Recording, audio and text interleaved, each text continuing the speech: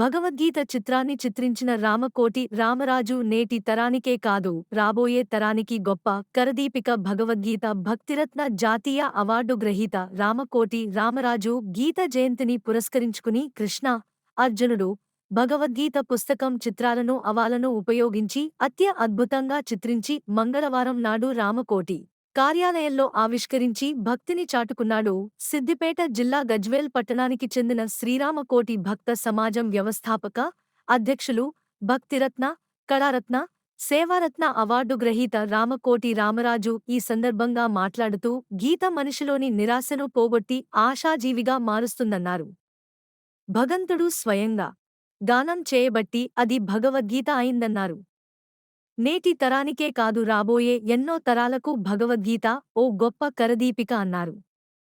తన కర్తవ్యాన్ని తానే నిర్వహించాలని అందులోనే ఆనందనం ఉందన్నారు. హరిముఖారవింద